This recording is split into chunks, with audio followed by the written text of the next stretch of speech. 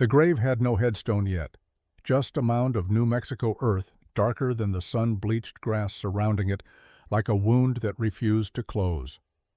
Hunter Calloway stood there in the late afternoon light, hat in his hands, watching shadows lengthen across the lonely marker. 3 months had passed since they buried old Jameson, and still no one had commissioned the granite slab. Not Ethan, certainly. The son who inherited everything had made it clear that some debts died with the debtor. But Hunter remembered. He remembered the old man's final hours in that upstairs bedroom, the rattle in his lungs, the way his fingers had clutched at the blanket with surprising strength when the fever spiked. Most of all, Hunter remembered the words whispered when no one else was in the room, when even Maria had stepped out to fetch more water. "The girl from Boston," Jameson had rasped his voice barely audible over the night wind howling through the eaves. "She's carrying something heavier than shame, boy. Protect her. Not for me. For what you'll understand later." Hunter had asked what he meant. The old man had only smiled that sad, knowing smile that spoke of regrets too numerous to count, and closed his eyes. By morning he was gone. Now Hunter stood before that unmarked grave and wondered if the girl had even arrived. The telegram from Boston had come 2 weeks after the funeral. Ethan had read it aloud at breakfast with barely concealed contempt. A senator's daughter, disgraced and banished, sent to serve as housekeeper in exchange for an old debt. The arrangement had been made months before Jameson's death, locked in with contracts and money already transferred. There was no backing out, Ethan had said, even if there was no longer any old fool alive to care about Eastern society girls and their scandals. "Let her come," Ethan had concluded, folding the telegram with deliberate precision. "We need a housekeeper anyway. God knows Maria's getting too old for it." Hunter had said nothing then. He said nothing now, standing in the fading light, but his jaw tightened at the memory. There was something in Ethan's eyes when he spoke of the arrangement, something sharp and calculating, that made Hunter's instincts flare with warning. Ethan Jameson had inherited his father's ranch and his father's wealth, but he had not inherited the old man's sense of honor. Whatever debt had been owed, whatever promise had been made, Ethan would twist it to his own advantage if he could. The sun touched the horizon, bleeding red across the distant mountains. Hunter settled his hat back on his head and turned away from the grave. The girl would arrive tomorrow, according to the schedule. He would meet her at the trading post as Ethan had ordered.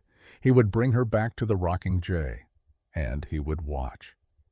Because Jameson's dying words had planted a seed of unease that 3 months had only watered into growth. Something was coming. Something that would change everything. He just didn't know what yet. The stagecoach rattled into the trading post yard at 2:30, trailing dust like a funeral shroud. Hunter had been waiting since noon, sitting on the weathered bench outside the building with a stillness that made the trading post owner nervous. Sam Henderson knew Hunter Calloway well enough to recognize when the young foreman was thinking hard about something, and a thinking Hunter was often a prelude to trouble. "She late?" Sam asked, wiping his hands on his apron for the 3rd time in as many minutes. "Right on time," Hunter replied without looking away from the road. His eyes had tracked the dust cloud for the past 10 minutes as it grew closer. Now the stage itself came into view, the driver calling out to his team as they made the final approach. The coach lurched to a stop. The driver, a grizzled man named Hutchins, whom Hunter had known for years, climbed down with a grunt and opened the passenger door. For a moment nothing happened. Then a hand appeared, gloved, in fine leather, despite the heat gripping the doorframe with visible tension. The woman who emerged was not what Hunter had expected. He had pictured someone older perhaps, or someone who carried her disgrace with the brittle defiance he had seen in other fallen women. But Elise Catherine Monroe was young, far younger than he had imagined, with auburn hair that caught the afternoon light and green eyes that seemed too large for her pale face. She wore a traveling dress of deep blue that had once been elegant but now bore the wrinkles and dust of a long journey. Her movements were careful, almost fragile, as she stepped down from the coach, and she was afraid.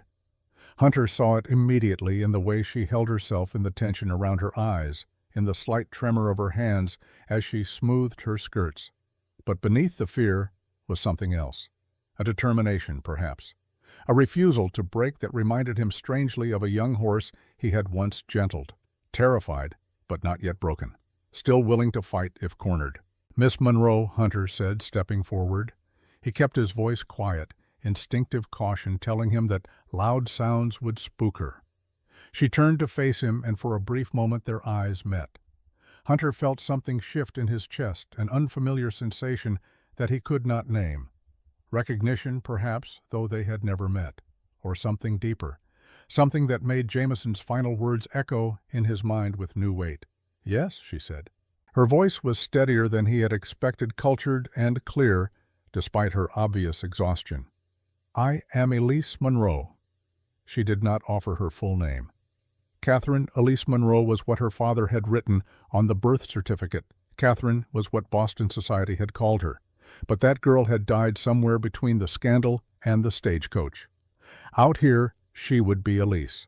A new name for a new beginning, if such a thing were even possible. "You must be from the Rocking J. Hunter Calloway. I'm the foreman. Mr. Jameson sent me to collect you." He watched her face carefully as he spoke the name. There it was, the flicker of confusion, followed by something that might have been relief or might have been fresh anxiety. She had not been told then. No one had informed her that Jameson was dead. "Is Mr. Jameson at the ranch?" she asked. Hunter removed his hat, a gesture of respect that also bought him a moment to choose his words. "Mr. Jameson passed away 3 months ago, ma'am. Took sick sudden. Pneumonia, the doctor said, though it came on faster than pneumonia usually does." The color drained from her already pale face. She swayed slightly, one hand reaching out to steady herself against the stagecoach. Hunter moved instinctively to offer support, but she recovered before he could touch her, straightening with visible effort. "Then why am I here?" The question came out barely above a whisper. "If Mr. Jameson is dead, what is the point of any of this?" "His son Ethan runs the ranch now. He received your father's letter after the funeral and decided to honor the arrangement, said the ranch needs a housekeeper, and figured you might need a place to stay." Something complicated passed across her face at that. Pain, certainly. Bitterness, perhaps. And underneath it all, a resignation that made Hunter's chest tighten with an emotion he could not identify. This was a woman who had expected nothing better from the world and had been proven right once again. "I see," she said finally. "My trunks are on the coach." "I'll load them. You should wait inside out of the sun." But she did not move toward the trading post. Instead, she stood there in the yard looking out at the vast expanse of New Mexico territory spreading before her. The land was so different from Boston Hunter imagined. No manicured gardens here, no cobblestone streets or gas lamps. Just miles and miles of open country under a sky so big it seemed to swallow everything beneath it. "It's beautiful," she said so quietly, he almost missed it. Hunter followed her gaze, seeing the familiar landscape through new eyes. The golden grass rippling in the wind, the purple shadows of distant mountains, the way the light fell across it all, harsh and unforgiving, but somehow honest in its harshness. "Most folks from the east don't see it that way at first," he said. She turned to look at him, and for the second time their eyes met. This time, something in her gaze made his breath catch. Not fear now, not resignation. Something else entirely, something that spoke of depths he had not expected to find. "I am not most folks from the east," she said, and Hunter, watching her stand there with her chin lifted despite her obvious exhaustion, believed her. The wagon ride to the Rocking J took just over an hour, following a rutted trail through increasingly wild country. Hunter drove in silence, acutely aware of the woman seated beside him. She sat with perfect posture, despite the jolting of the wagon, her hands folded in her lap over a small iron box that she had insisted on keeping with her rather than storing it with her trunks. Every few minutes her fingers would tighten on the box, a nervous gesture she seemed unaware of making. "How long have you worked for the Jamesons, Mr. Calloway?" she asked about 20 minutes into the journey. "Since I was 16. Started as a ranch hand, worked my way up, Mr. Jameson taught me everything I know about ranching. You must miss him." The simple statement, offered without pity or false sympathy, struck something deep in Hunter's chest. He did miss the old man, missed his gruff wisdom and his rare smiles and the way he had treated a half-breed orphan boy as if he were worth something. "I do," he said quietly. "He was a good man, better than most, had his share of regrets, but he tried to make things right at the end." Elise was quiet for a moment. Then, almost hesitantly, she asked what sort of regrets. Hunter glanced at her, surprised by the question. Most Eastern ladies would not pry into such personal matters, but there was genuine curiosity in her eyes, not mere politeness. "The kind that come from choosing duty over love," he said carefully. "From making decisions that seem right at the time but leave scars that never quite heal. From trying to build something that lasts but forgetting to tend to the people who should have mattered most." He had not meant to say so much. The words had come unbidden, pulled from some deep well he usually kept covered. But Elise nodded slowly, as if his answer had confirmed something she already suspected. "I understand that kind of regret," she said softly. They fell into silence again, but it felt different now, less awkward, more companionable. As the wagon crested a rise, the rocking jay came into view below. Hunter heard Elise's small intake of breath. The ranch was substantial, built up over decades of hard work and careful planning. The main house sat like a fortress against the landscape, 2 stories of solid timber and stone, with a wide porch wrapping around the front. Behind it spread the outbuildings, bunkhouse barn corrals, storage sheds all arranged with military precision. Cattle grazed in the nearer pastures, brown and white dots against the golden grass. In the distance, the mountains rose up against the darkening sky, their peaks still touched with sunlight, though the valley was falling into shadow. "It's larger than I expected," Elise said. "Old Mr. Jameson built it from nothing. Started with 100 acres and a dozen head of cattle 40 years ago. Now we run close to 2,000 head on 20,000 acres. Pride crept into his voice, despite his efforts to remain neutral. This ranch was more home to him than any place had ever been.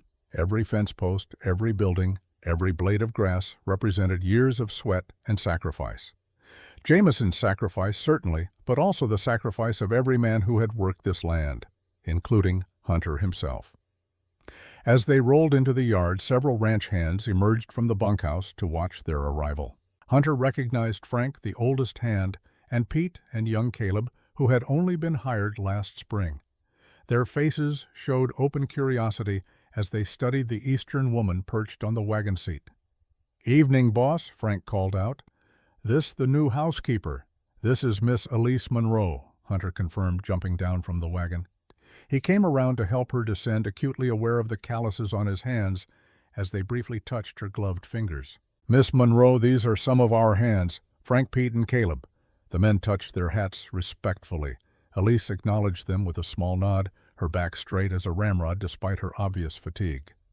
Hunter felt an unexpected surge of admiration. She might be afraid, she might be exhausted, but she was not going to show weakness in front of strangers.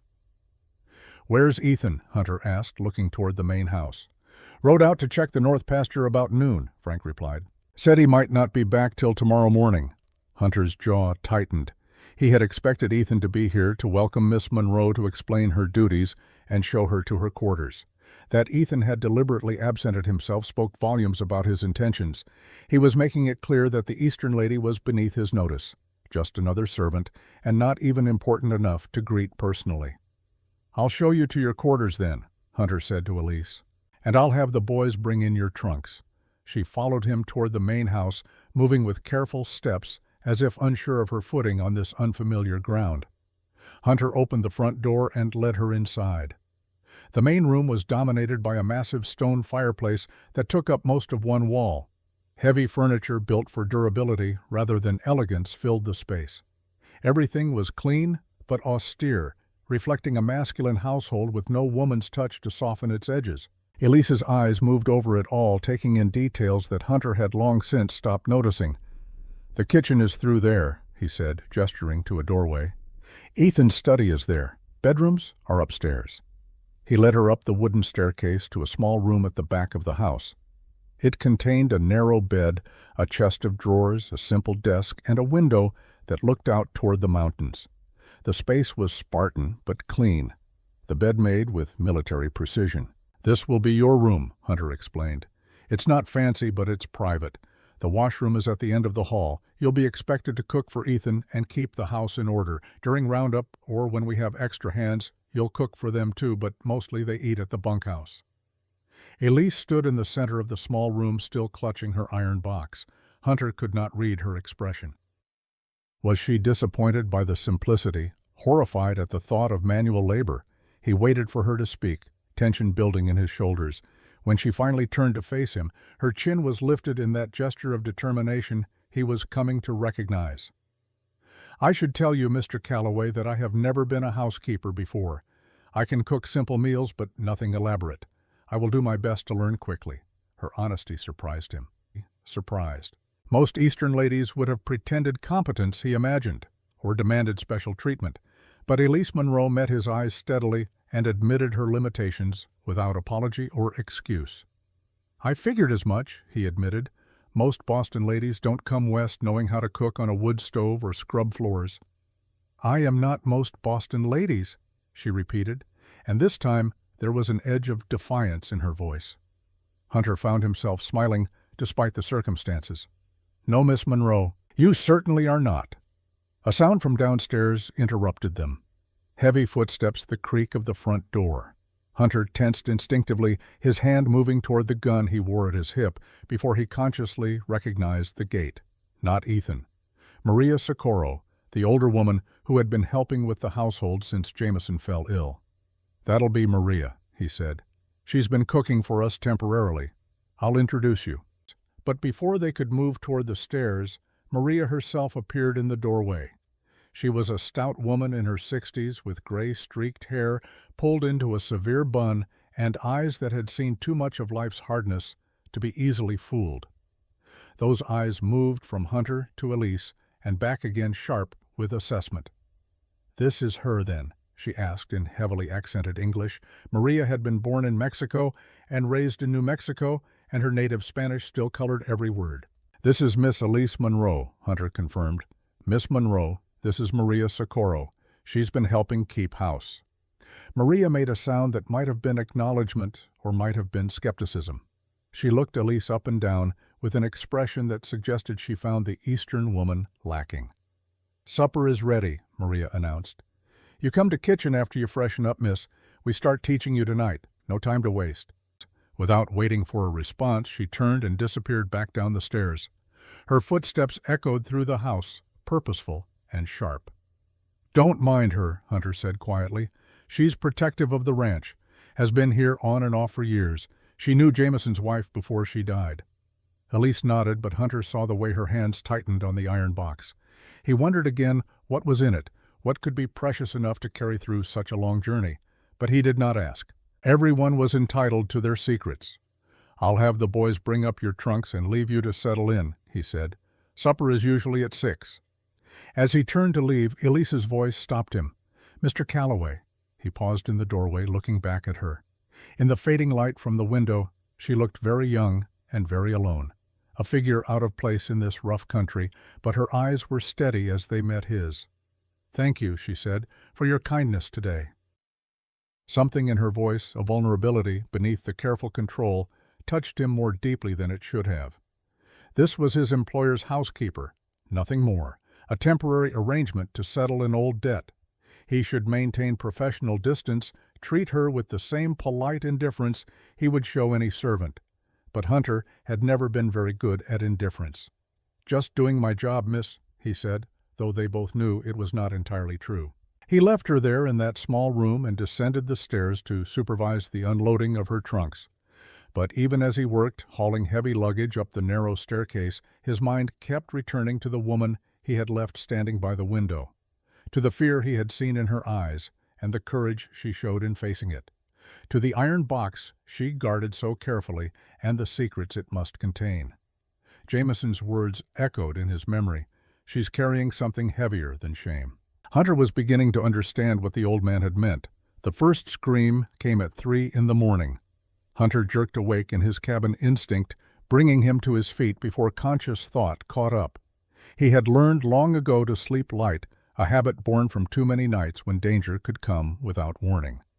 Now he stood in the darkness, every sense alert, trying to identify what had woken him. It came again. A woman's scream, raw and terrified, cutting through the night silence like a blade. From the direction of the main house. Hunter was moving before the sound faded, pulling on his pants and grabbing his gun as he ran barefoot across the yard.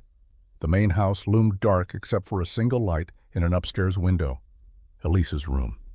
He took the porch steps 3 at a time and burst through the front door. Maria was already at the base of the stairs, wrapped in a shawl, her face tight with concern. "The girl," she said simply. Hunter took the stairs at a run. Elise's door was closed but not locked. He could hear her through the woods sobbing now instead of screaming, gasping words that made no sense. His hand was on the doorknob when Maria's voice stopped him. "No, you don't go in there. Not to a lady's bedroom in the night. Not even to help." Everything in Hunter wanted to disobey, to throw open that door and make sure Elise was safe. But Maria was right. There were proprieties even here, even now, especially now with a woman already damaged by scandal. He pressed his palm flat against the door instead, as if he could offer comfort through the solid wood. "Miss Monroe," he called, keeping his voice steady, despite the racing of his heart. "It's Hunter Calloway. You're safe. You're at the Rocking J. No one here is going to hurt you." The sobbing on the other side of the door hitched, paused. He heard movement, the creak of bed springs, then her voice shaking but trying for control. "I'm sorry. I'm so sorry. I had a nightmare. I didn't mean to wake everyone." "Nothing to apologize for," Hunter said. "We all have nightmares sometimes. Can I get you anything? Water? A lamp?" A pause. Then, very quietly, "No, thank you. I'll be fine." She would not be fine. Hunter knew that with the certainty of someone who had his own share of nightmares, his own nights when sleep felt more dangerous than waking. But he also knew that sometimes the kindest thing was to allow someone their dignity, to not force help on them when they were not ready to accept it. "All right," he said. "I'll be just outside your door if you need anything. Just call out." "Mr. Calloway, that's not necessary." "Maybe not, but I'm going to do it anyway." He settled himself on the floor outside her door, back against the wall gun resting across his knees. Maria watched from the stairs, her expression unreadable in the lamplight. After a moment she nodded slowly and retreated to her own small room off the kitchen. The hours passed slowly. Hunter sat in silence, listening to the sounds of the house settling around him. Occasionally he heard movement from Elise's room, the creak of floorboards, the rustle of fabric. Once he thought he heard quiet crying, but it stopped quickly, as if she had caught herself and forced it down. He did not sleep. He kept vigil through the remaining hours of darkness, a silent guardian against threats, both real and imagined. And when the first gray light of dawn began to filter through the hallway window, he finally heard the sound he had been waiting for, her breathing, evening out into something that might pass for rest. Only then did he allow himself to relax slightly, though he did not leave his post. He would stay until she woke, until he could see for himself that she was truly all right. It was not his job, not his responsibility. But somehow in the space of a single day, Elise Monroe had become more than just the new housekeeper. She had become someone worth protecting.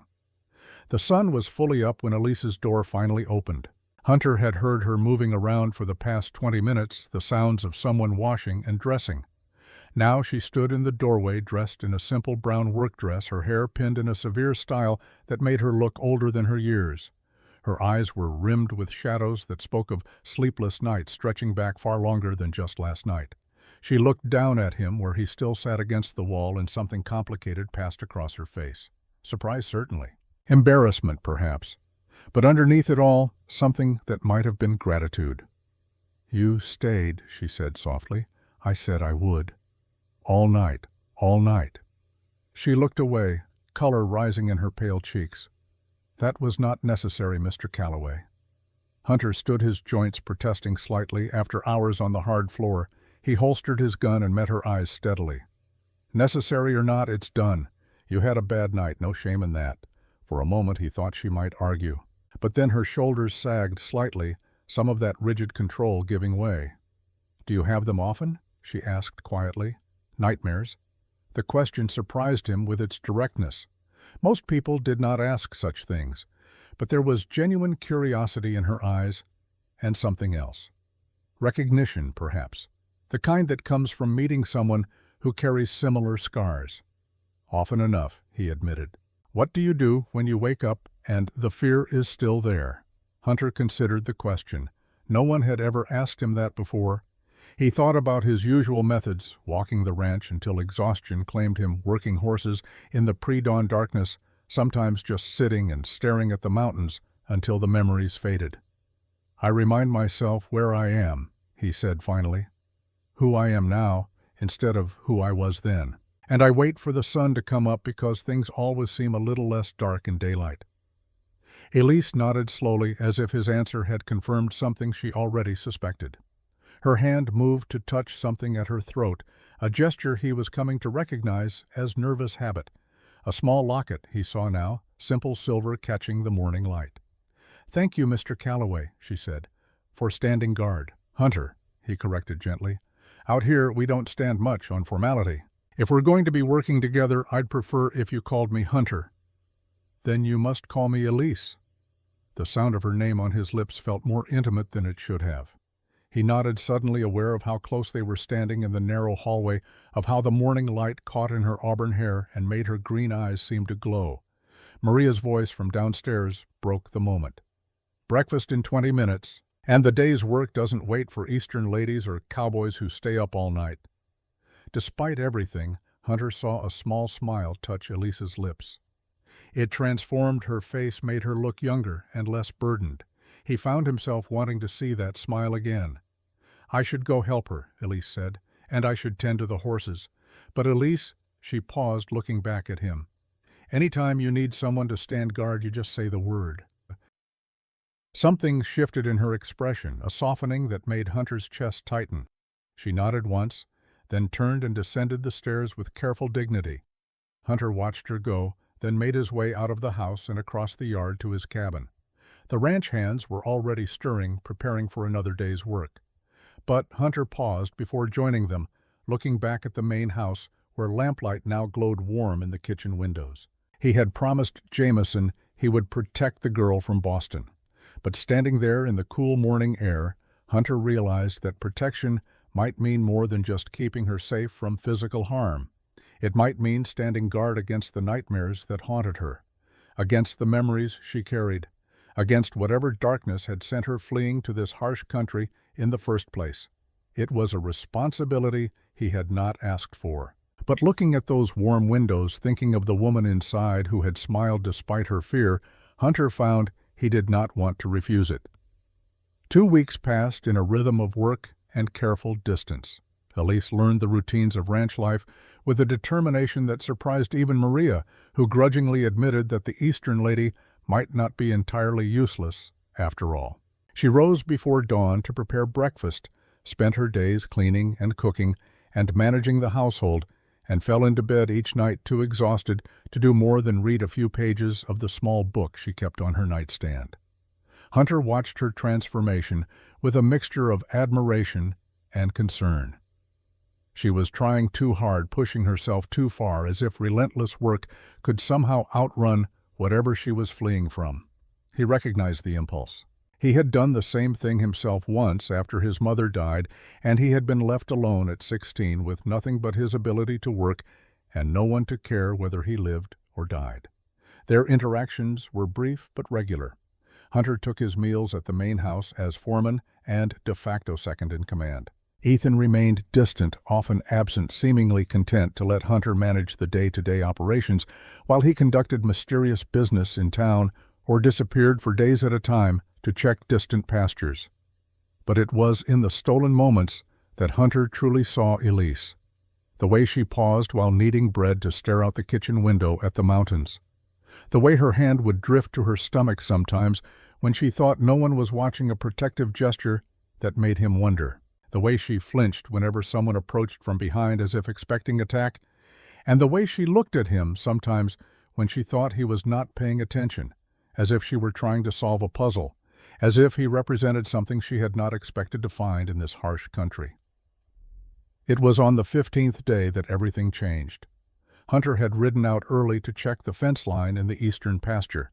A storm the previous week had brought down several posts, and he wanted to assess the damage before the cattle found the gaps and wandered. It was late afternoon when he returned, his horse tired and his own stomach reminding him that he had skipped lunch. The ranch yard was quiet, too quiet. The hands should have been finishing their daily chores, but the bunkhouse stood empty. No smoke rose from the main house chimney, though Maria should have been starting supper by now. Hunter's instincts flared.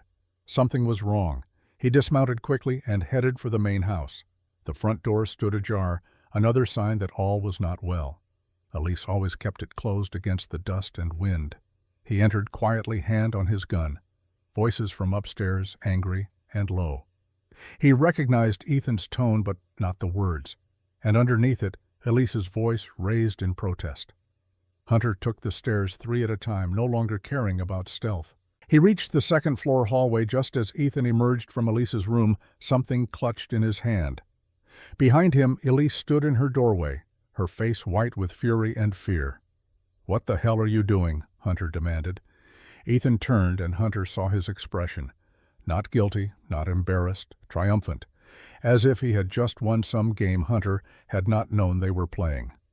"Just getting acquainted with our new housekeeper," Ethan said smoothly. "Making sure she's settling in properly.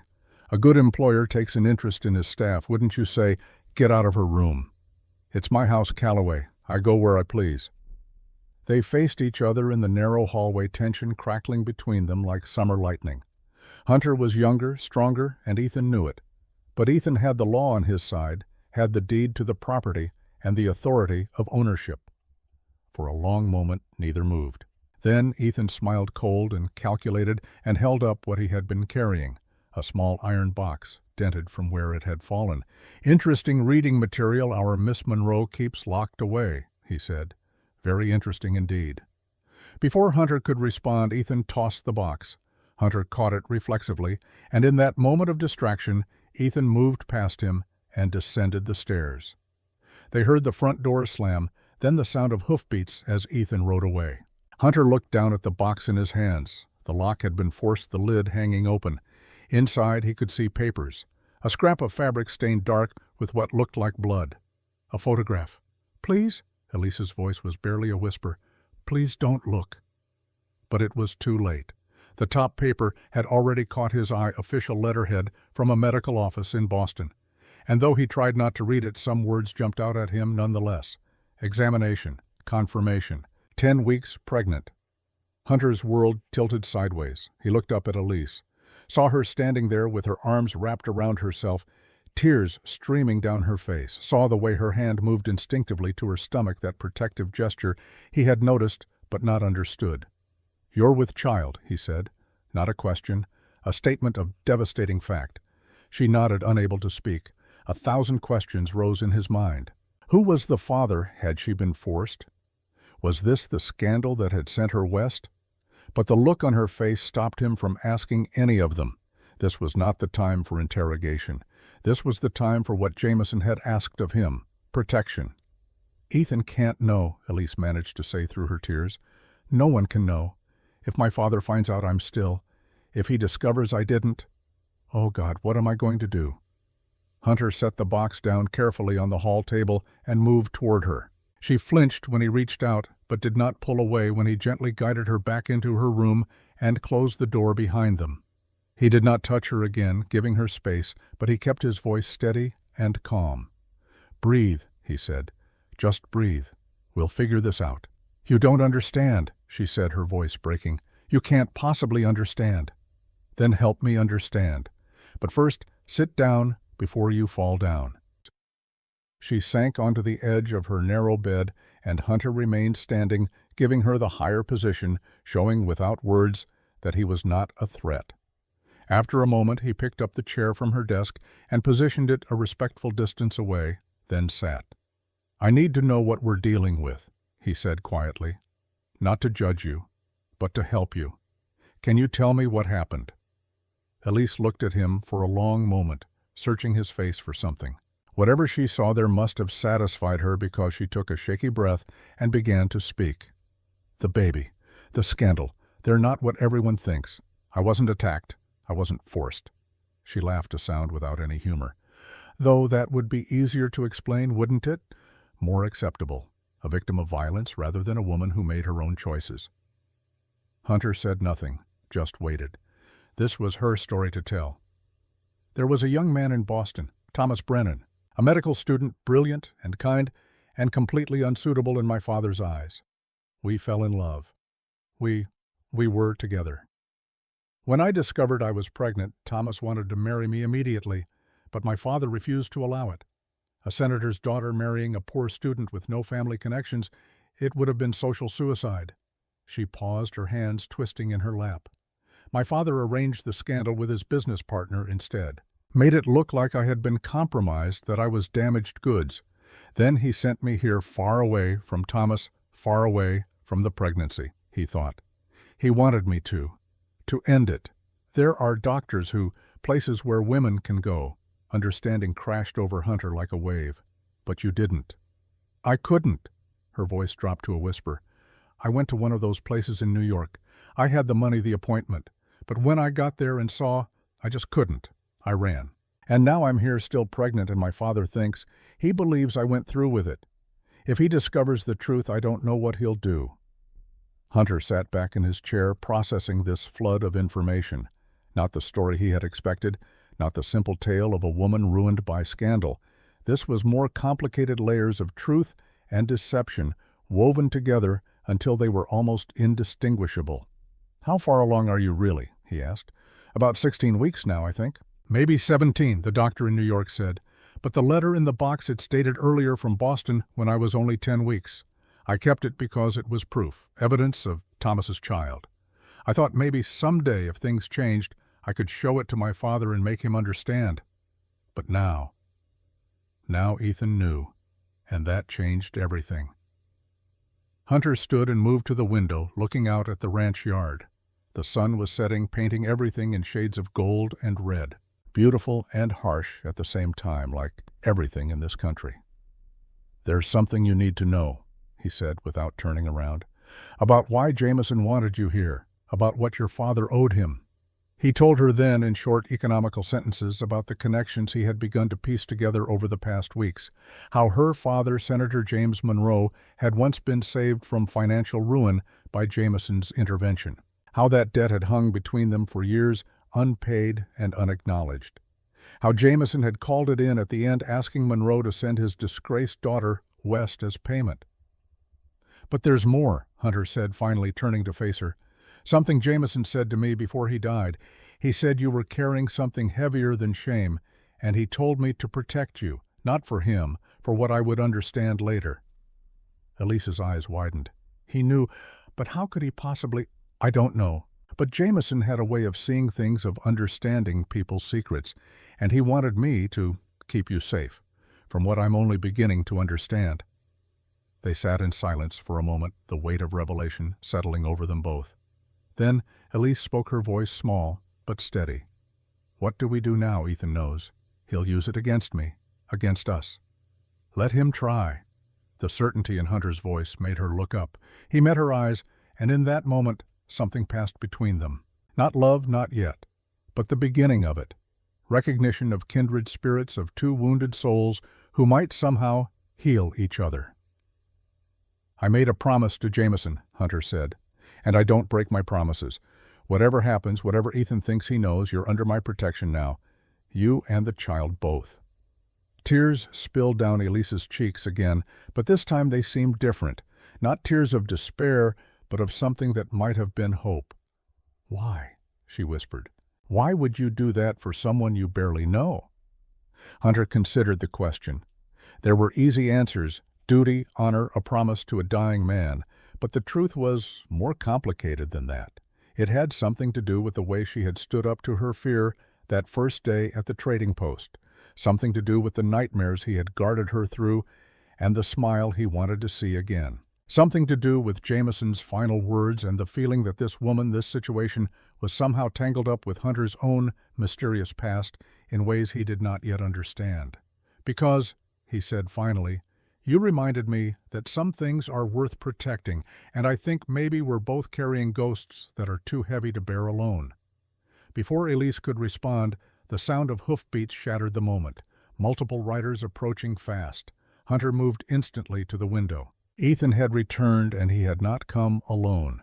With him rode at least 4 men, rough-looking characters that Hunter did not recognize, not ranch hands, not anyone from town, the kind of men you hired when you needed muscle and did not much care about methods. Stay here, Hunter ordered, already moving toward the door. "Lock it behind me. Don't open it for anyone but me or Maria." "Hunter, wait." Elise's voice stopped him at the threshold. "Be careful, please." He looked back at her, this woman who had somehow become important to him in the space of 2 short weeks, and nodded once. Then he was gone, descending the stairs, 2 at a time. In the gathering darkness outside, Ethan Jamison sat astride his horse, surrounded by his hired men. And when he saw Hunter emerge from the house, he smiled, the same cold, calculating smile he had worn earlier. "We need to have a conversation, Calloway," Ethan called out, "about loyalty, about knowing your place, and about what happens to those who forget that this is my ranch, my house, and my rules." Hunter stepped off the porch, his hand resting casually on his gun. Around him, he could sense rather than see the ranch's actual hands emerging from the bunkhouse, from the barn, drawn by the commotion. Frank and Pete and young Caleb, men who had worked with Hunter for years, who respected him in ways they would never respect Ethan. "I've never forgotten whose name is on the deed," Hunter said quietly. "But I've also never forgotten who actually built this place, who bled for it. And that wasn't you, Ethan. It was your father, a man you never appreciated until he was gone." The smile faded from Ethan's face. "You want to talk about appreciation, bastard? Let's talk about the fact that my father left you nothing, not a single acre, not one head of cattle. Because at the end, blood mattered more than sentiment. Your hired help, Calloway, nothing more." The words were meant to wound, and they found their mark. But Hunter had heard worse, had endured greater slights. He stood his ground, his expression neutral. "If that's all you came to say, you've said it. Now get off your horse and fight me like a man, or ride off with your dogs and leave us in peace." For a moment it hung in the balance. Then Ethan laughed, harsh and brittle. "Oh, I'm not going to fight you, not yet. First, I'm going to share some interesting information with our little community about Senator Monroe's daughter and her delicate condition, about the real reason she was sent west. I wonder what the good people of this territory will think about harboring an unwed mother who tried to murder her own child." The lie was breathtaking in its audacity, but Hunter saw immediately how Ethan would spin it, twisting Elise's moment of desperation into something monstrous. Small communities thrived on gossip, and a scandal like this could destroy her. "You do that?" Hunter said, his voice dangerously quiet. "And I'll tell everyone the truth about how your father really died, about the poison found in his system, about the insurance policy you took out on him 3 months before his death, about the will he intended to change before he got sick." Now it was Ethan's turn to pale. The hired men shifted uneasily in their saddles, suddenly interested in this conversation in ways they had not been before. "You're bluffing," Ethan said, but his voice lacked conviction. "Am I? Ask yourself if you're willing to bet your freedom on that. Because I've got the doctor's report locked away safe. I've got Jamison's letter to his lawyer never sent but dated the week before he died. And I've got enough suspicion to bring in a federal marshal, given that crossing state lines to commit fraud makes this more than just local business." The standoff stretched out, neither man willing to back down. Then from the porch behind Hunter, a quiet voice spoke. "Enough." Everyone turned. Maria stood there, lamplight from inside creating a halo around her gray head. But there was nothing angelic about her expression. She looked at Ethan with the kind of contempt usually reserved for something found under a rock. "You want the truth," she said, her accent thicker with emotion. "I tell you the truth. Your father, he was already dying when he made his last will. Cancer, the doctor said. 6 months, maybe less. He knew it. He wanted to make things right before the end." She turned to Hunter, and her face softened. "He wanted to tell you that you are his son, his real son, born of the only woman he ever truly loved. Your mother, Ayanna, she was Apache, beautiful and strong and too good for him, he always said. But he loved her. And when she got pregnant, he was afraid of what people would say, how it would affect his business. So he paid a white family to take you, raise you, hide your blood." Hunter stood frozen, the world tilting around him. He had always known his mother was Apache, had always wondered about his father. But to hear it confirmed here now, in front of everyone. "The new will," Maria continued relentlessly, "it gave half the ranch to you, recognition of your birth, of what he owed you and your mother. But Ethan found out. And 3 days later, Jamison was dead. The silence that followed was absolute. Then Ethan moved his hand, going to his gun. But Hunter was faster, his pistol clearing leather before Ethan's fingers even touched his weapon. "Don't," Hunter said softly. "Don't make me do this." Ethan froze. Around them the hired men sat motionless, clearly wanting no part of what was rapidly becoming a murder scene. The ranch hands, Hunter's men, moved closer, a wall of support at his back. Into this frozen tableau, Sheriff Tom Dawson rode his horse, appearing as if summoned by the tension itself. "Someone want to tell me why I got word of trouble out at the Rocking J?" the lawman asked, his hand resting on his own gun as he took in the scene. Hunter made a decision in that moment, a choice between revenge and justice, between the past and the future. He lowered his gun. "You'll want to arrest Ethan Jamison for the murder of his father," Hunter said. "Maria Socorro has testimony. I have evidence. And I think if you dig up that grave and have the body examined properly, you'll find poison enough to confirm it." What followed happened quickly. Dawson moved to take Ethan into custody. The hired men scattered, wanting no association with a murderer. The ranch hands erupted into questions and exclamations.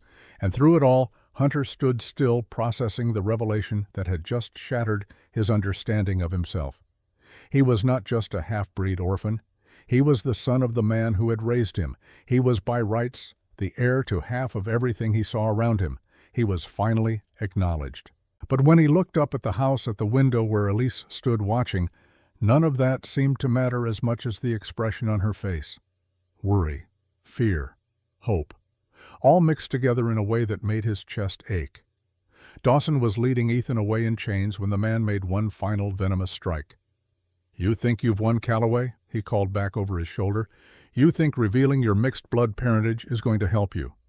This territory doesn't take kindly to half-breeds. And that girl upstairs carrying a bastard, you're perfect for each other. Two outcasts who'll never belong anywhere." Hunter did not respond, because Ethan was wrong. He and Elise did belong somewhere. Here, together, building something new from the ashes of their separate pasts. Later, when the sheriff had gone and the ranch had settled back into uneasy calm, Hunter climbed the stairs once more. Elise's door was unlocked. She sat on her bed, the iron box open beside her, its contents spread out like evidence of a life she could not escape. "Did you mean it?" she asked without looking up. "What you said before, about protecting me and the baby. I meant it. Even now, even knowing everything, your father's murder, your own inheritance, the complication I represent." Hunter crossed the room and knelt before her, taking her hands gently in his. They were cold, trembling slightly. He warmed them between his palms. "Especially now," he said, "because I understand what Jamison meant in those last words. You and I were the same. Both carrying ghosts too heavy to bear alone. Both trying to find a place in a world that doesn't seem to want us. Both needing someone to stand guard while we face our nightmares." Elise looked down at him, tears streaming freely now. "I'm scared, Hunter, of what comes next. Of being a mother. Of this child growing up without a father who wants it." "The child's father may not want it," Hunter said steadily. "But I do, if you'll let me, if you'll trust me. I can't promise it will be easy. I can't promise we won't face judgment and hardship, but I can promise that you'll never face it alone again." And there, in that small room with moonlight streaming through the window, Elise Catherine Monroe made a choice. She leaned forward and kissed him, soft and tentative, like a question being asked. Hunter answered by pulling her closer, by showing her without words that she was wanted, valued, cherished. When they finally parted, both breathing hard, Elise rested her forehead against his. "What your father said about me carrying something heavier than shame," she whispered. "He was right. But maybe what I needed wasn't to put it down. Maybe I needed someone strong enough to help me carry it." "Then we'll carry it together," Hunter promised. "Your ghosts and mine. And somehow we'll build a life that honors them without being crushed by them." Outside, the New Mexico night settled over the ranch like a blessing. And inside, two wounded souls began the long process of healing, neither one whole, but together creating something that might someday be stronger than the sum of their separate parts. The weight of mercy, Hunter thought, remembering Jamison's final words. Not the weight of shame or guilt or judgment, but the weight of compassion, of second chances of love, offered despite all the reasons not to give it. It was a heavy burden, but for the first time in his life, Hunter Calloway felt strong enough to carry it, and he would not be carrying it alone. Ethan had escaped during transport to the territorial prison, overpowering his guards with help from unknown accomplices. Sheriff Dawson had organized search parties immediately, but Ethan had vanished into the vast territory like smoke. "He won't go far," Dawson had assured Hunter grimly. "A man like that, he's got unfinished business. He'll come back." The sheriff had been right. But the inheritance felt less important than what waited inside the main house. Elise had not emerged since the confrontation. Maria reported she was resting, that the shock and fear had exhausted her. Hunter had wanted to go to her immediately, but Maria had been firm. The girl needed sleep more than she needed comfort. Some wounds required time and darkness to begin healing. Now, watching the sun paint the sky in shades of gold and pink, Hunter made a decision. Whatever happened with Ethan's trial, whatever legal battles lay ahead over the ranch's ownership, he would not let those concerns overshadow what mattered most. Elise needed protection. The child she carried, innocent of all the ugliness that had brought it into being, deserved a chance at life. And Hunter, for the first time since his mother's death, felt the stirring of something that might have been hope. He drained the last of his coffee and crossed the yard to the main house. Maria was already in the kitchen, kneading dough with the methodical efficiency of someone who had performed the task 10,000 times. She looked up as he entered, her dark eyes measuring him carefully. "The girl is awake," she said without preamble. "She asks for you." Hunter paused mid-step. "How is she?" "Scared, tired, but stronger than she looks." Maria's hands never stopped their rhythmic work. "You mean to protect her?" "I do.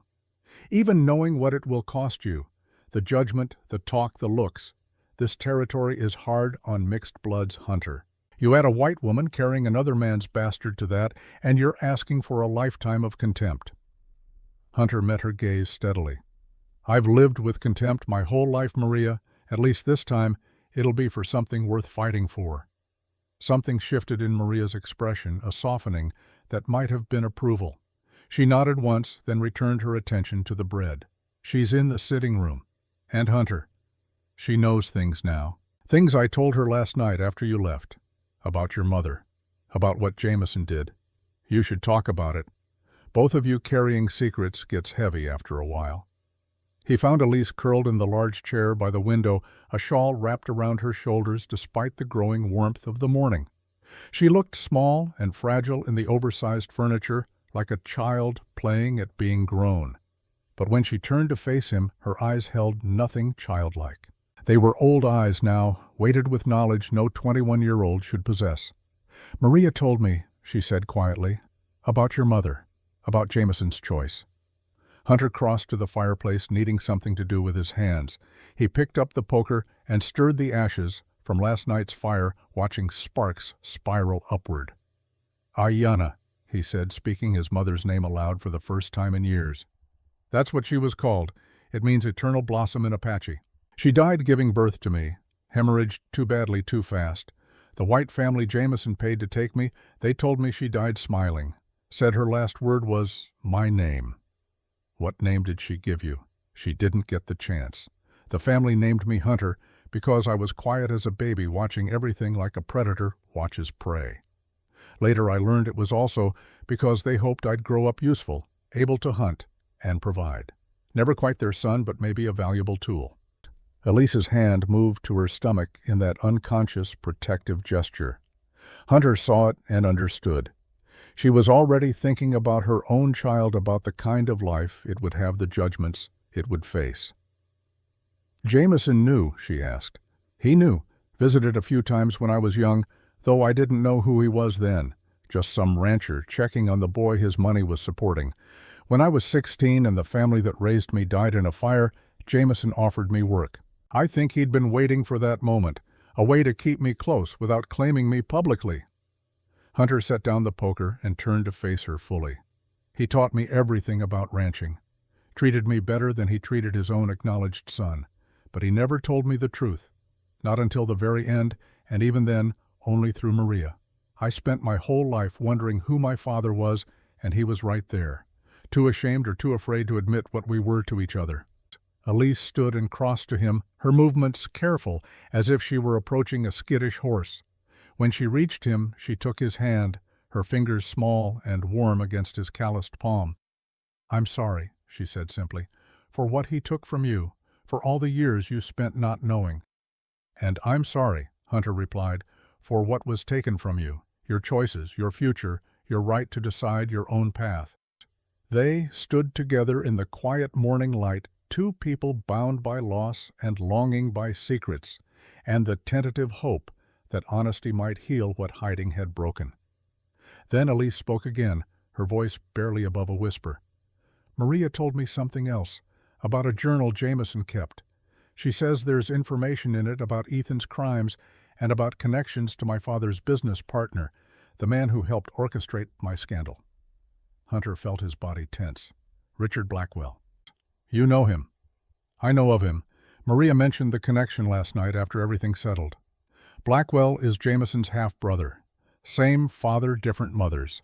There was bad blood between them going back decades. Business dealings gone wrong, money lost, accusations of theft and fraud. Jameson cut ties with him 20 years ago and never spoke his name again." Understanding dawned in Elise's eyes, followed quickly by horror. "So when Blackwell helped my father create the scandal, when he agreed to be cast as the villain who compromised me, it wasn't just about business. It was revenge," Hunter confirmed grimly. "Your father owed Jameson a debt. Blackwell found out somehow and saw an opportunity, helped Senator Monroe solve his daughter problem while simultaneously striking at his estranged brother. 2 birds, 1 stone. But Jameson was already dying when I arrived here. Blackwell's revenge would have meant nothing, unless Blackwell didn't know Jameson was sick, or unless there's more to this than we understand yet." Hunter released her hand and moved to the window, looking out at the ranch. "Maria said the journal is hidden somewhere on the property. Jameson told her about it before he died, said if anything happened to him, she should make sure it got to the right people. She's been searching for it since the funeral, but hasn't found it yet." "Then we search together," Elise said, with sudden determination. "If there's evidence in that journal, evidence that could prove what Blackwell did, what Ethan did, then we need to find it. Before Blackwell discovers I'm still pregnant. Before he realizes his plan to destroy me didn't work." Hunter turned back to her, seeing the steel beneath her fear. This was the woman who had traveled across a continent alone while carrying a child. The woman who had faced down nightmares and kept going. The woman who had chosen life even when death seemed easier. "All right," he said. "We search. But carefully and not alone. If Blackwell is still out there, if he's willing to use you to get at Jameson's memory, then we can't give him any opportunities." The search consumed the next week. Hunter and Elise worked together during the hours when ranch business allowed, checking every possible hiding place in the main house. They searched Jameson's study, examining every book for hollow spaces, every drawer for false bottoms. They climbed into the dusty attic and sorted through decades of accumulated possessions. They even checked the root cellar, though the idea of Jameson hiding something valuable in the damp darkness seemed unlikely. Through it all, they talked. Small conversations, at first careful exchanges about nothing important. But gradually, as trust built between them, the conversations deepened. Hunter told her about growing up neither white nor Apache, about the loneliness of belonging nowhere. Elise spoke of Boston society, of the suffocating expectations placed on women, of watching her mother slowly disappear into laudanum and despair after bearing 4 daughters and no sons. And they spoke of the child. Elise's hand would rest on her stomach as they talked, and Hunter found himself watching for the moment when the pregnancy would become visible. She was nearly 4 months along now, she had confessed. The loose dresses and careful corseting had hidden it so far, but soon there would be no concealing the truth. "What will you do?" Hunter asked one afternoon as they searched the barn's loft. "When people start to notice," Elise was quiet for a long moment, sifting through old tack and mildewed blankets. "I don't know," she admitted finally. "In Boston, unmarried mothers are sent to asylums or workhouses. Their children are taken and given to orphanages. But this isn't Boston." "No," Hunter agreed. "This is harder in some ways, smaller. Everyone knows everyone else's business. But it's also freer. Out here, what matters is whether you can do the work, whether you can survive. The rest is just talk." Easy for you to say, you're a man. Hunter couldn't argue with that. The double standard was as old as time, harsh and unfair. A man could father a dozen bastards and face nothing more than knowing looks. A woman bearing one child out of wedlock faced ruin. Then we changed the talk, he said quietly. Give them a different story. Elise looked at him sharply. What do you mean? But before Hunter could answer, a shout from the yard interrupted them. One of the ranch hands, young Caleb, calling for Hunter with urgent panic in his voice. They descended the ladder quickly and emerged into bright afternoon sunlight to find Caleb on a lathered horse, his face pale. Fire, he gasped out. In the north pasture. Started about an hour ago and spreading fast with this wind. We need every hand who can ride. Hunter was already moving Elise, forgotten in the immediate crisis. Fire was the nightmare of every rancher capable of destroying in hours what had taken years to build. He ran for the corral, where his horse waited, shouting orders to the gathering hands. Get the cattle moved south. Create fire breaks. Wet down the buildings. As he swung into the saddle, he looked back once at the main house. Elise stood on the porch, one hand shading her eyes, the other resting protectively on her stomach. Their eyes met across the distance, and Hunter felt something twist in his chest. Fear not for himself, but for what he might lose if he didn't make it back.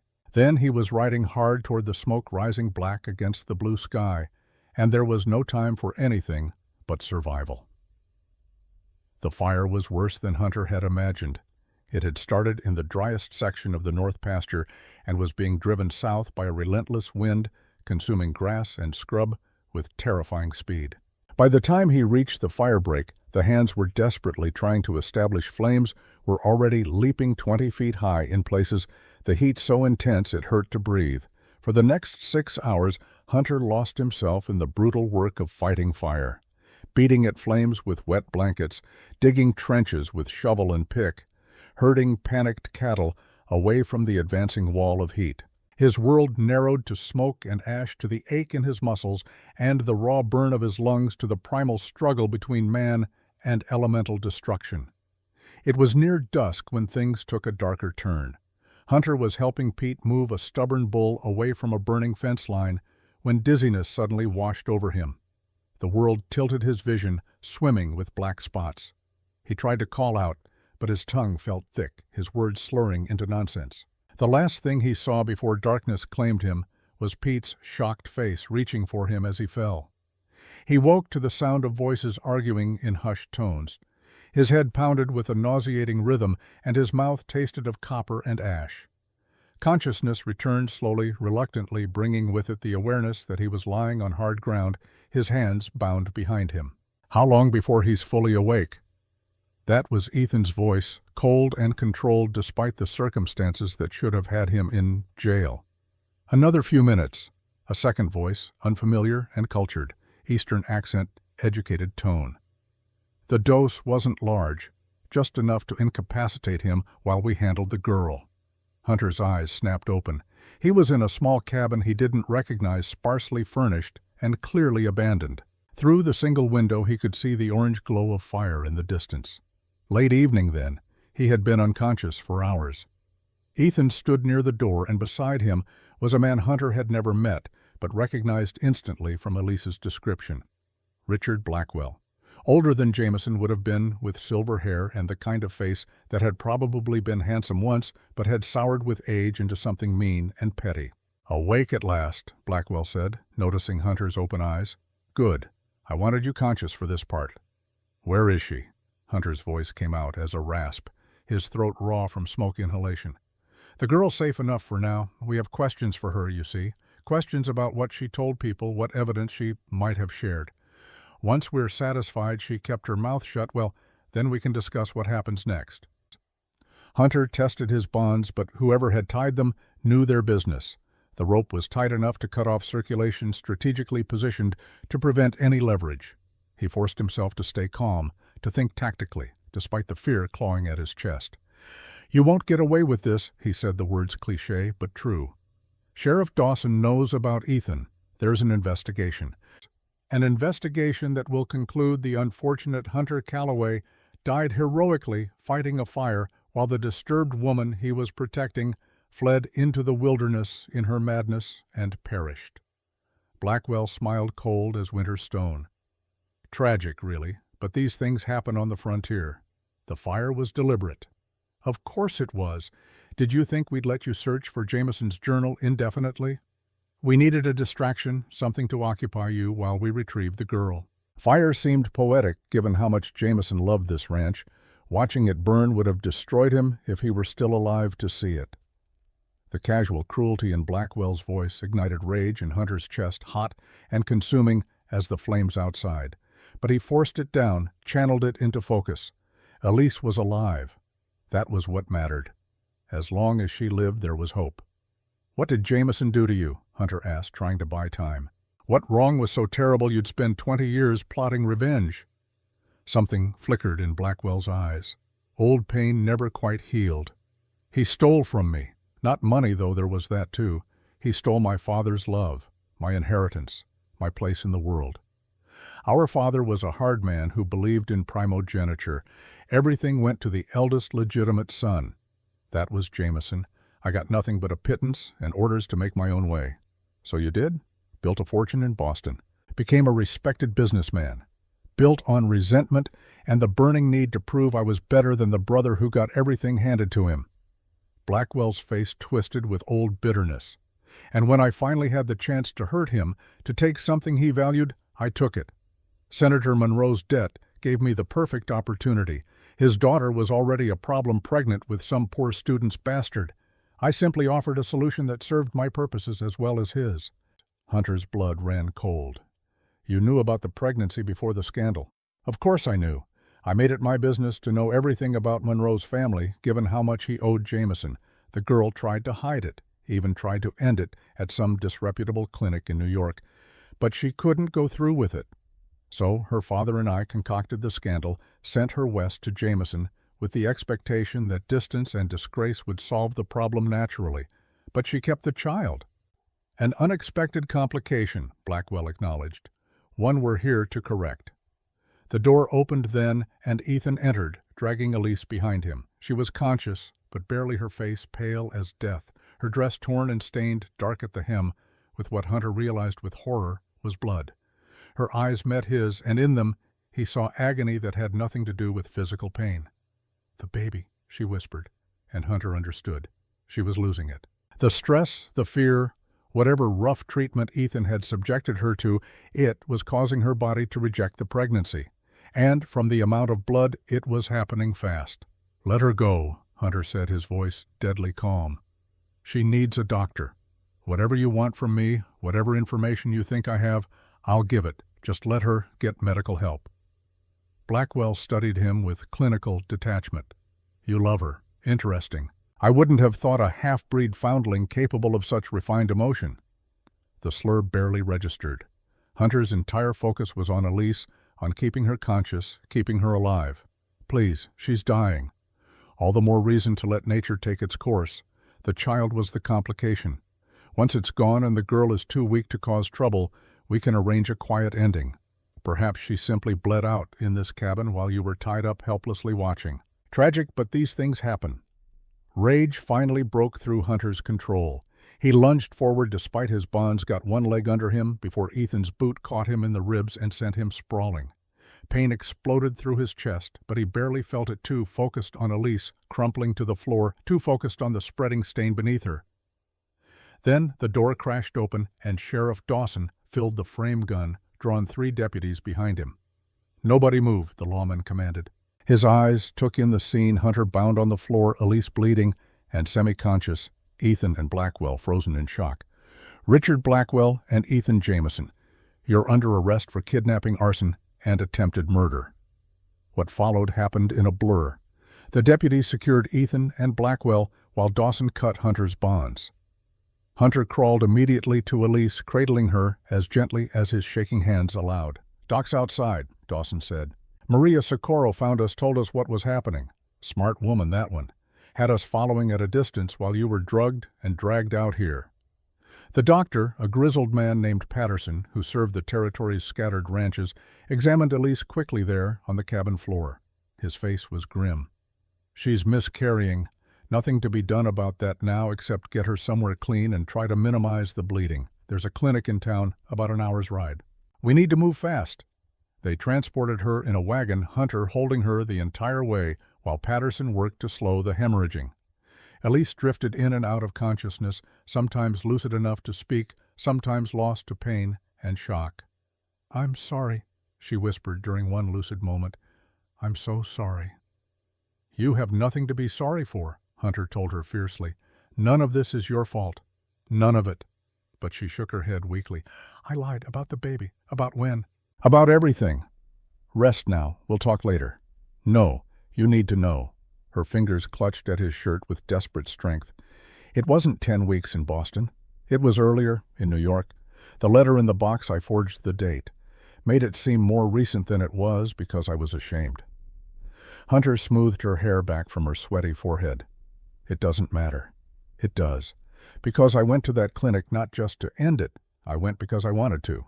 Because I was angry at Thomas for not fighting for me, angry at my father for controlling my life, angry at myself for being weak. I wanted to hurt everyone, even the innocent life inside me. But when I saw what they were going to do, how they would do it, I couldn't. I ran. But the wanting, the almost doing it, that makes me a monster." "No," Hunter said firmly. "It makes you human, scared and desperate and human. The fact that you chose life when you had every reason to choose otherwise, that's what matters." They reached the clinic as full night fell, the sky brilliant with stars indifferent to human suffering.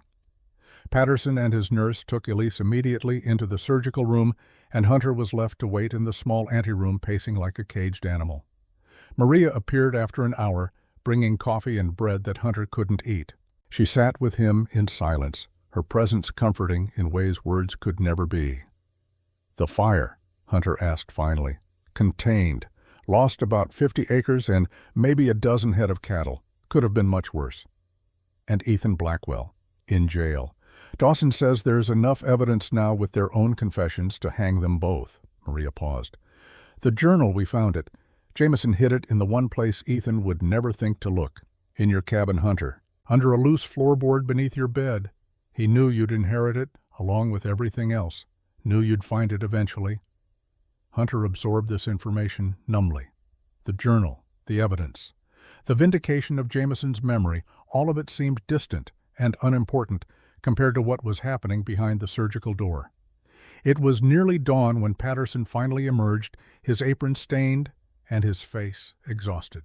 Hunter was on his feet instantly. "She'll live," the doctor said, and Hunter felt his legs go weak with relief. "But there's something you need to know." Patterson led him to a small private room where Elise lay in a clean bed, pale but breathing steadily. Her eyes were closed, her hands resting protectively on her now flat stomach. "I need to tell you something unusual," Patterson said quietly. "When I examined her initially back at the cabin, I thought she was miscarrying a single fetus at about 10 weeks gestation. But during the surgery I discovered she was actually carrying twins." Hunter's world tilted. "Twins, yes, and she didn't miscarry both. Only one. The other is still there, smaller, hidden behind the first. Maybe 16 or 17 weeks along now, much further than the letter in her effects indicated." Understanding crashed over Hunter like a wave. The timeline Blackwell had mentioned. New York, not Boston, weeks earlier than anyone knew. Elise had been pregnant longer than she'd admitted even to herself, perhaps. "The surviving twin?" Hunter asked, his voice rough. "Will it be all right? Too early to say for certain. The pregnancy is high risk now. She'll need complete bed rest for months, possibly until delivery. And even then..." Patterson trailed off, the unspoken possibilities hanging heavy in the air. Hunter looked down at Elise's sleeping face and made a decision that felt as natural as breathing. "She'll have it," he said. "Whatever care she needs, whatever it costs. She'll have complete rest and the best medical attention available in this territory. I'll make sure of it." Patterson studied him carefully. "You care for her, the fallen woman carrying another man's child." "I care for her," Hunter confirmed simply, "and that child deserves a chance at life. Both children did, the one we lost and the one that remains." When Elise woke hours later, Hunter was sitting beside her bed. She looked at him with eyes still clouded by pain and loss.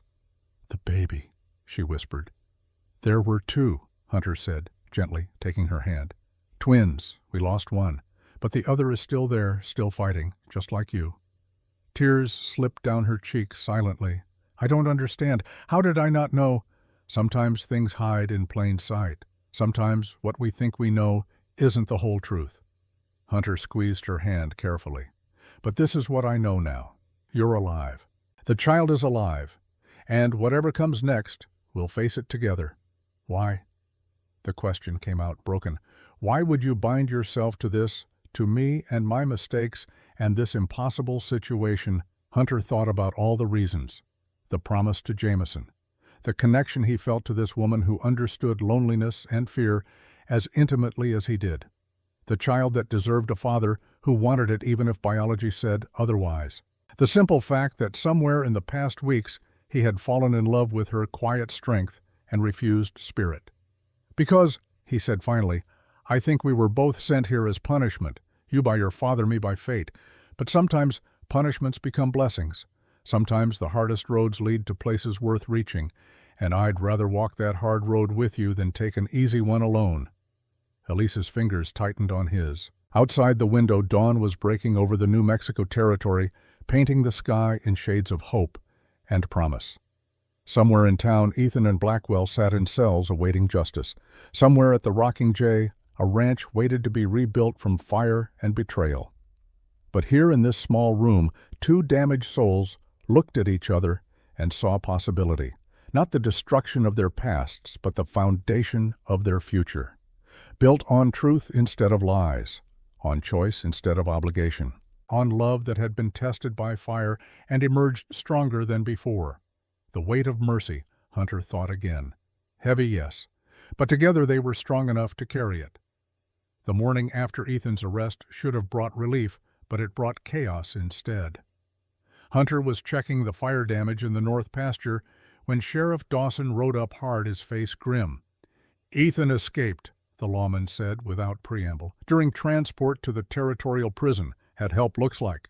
2 guards, dead wagon abandoned 5 miles outside town." Hunter's blood ran cold.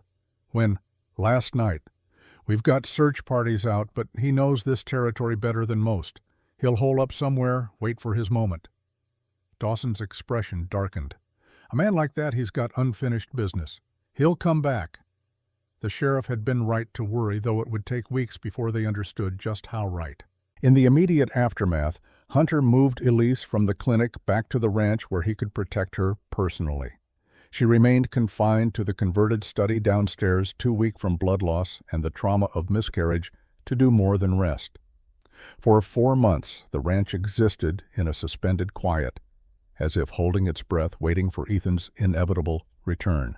Hunter had converted the downstairs study into a bedroom for her, installing a large window that faced the mountains so she could watch the changing light without having to navigate stairs.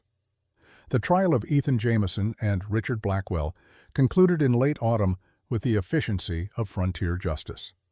The journal Maria had found provided devastating evidence of their crimes not just against Jameson, but against others over the years. Business partners ruined. Competitors destroyed through sabotage and arson, a web of corruption and cruelty that stretched back decades. Both men were sentenced to hang, though Blackwell's execution was delayed pending appeals filed by expensive lawyers from Boston. Through it all, Elise grew. Her body swelled with the surviving child, the pregnancy now undeniable to anyone with eyes. The ranch hands treated her with careful respect, speaking to her as they would a beloved sister, protective without being patronizing.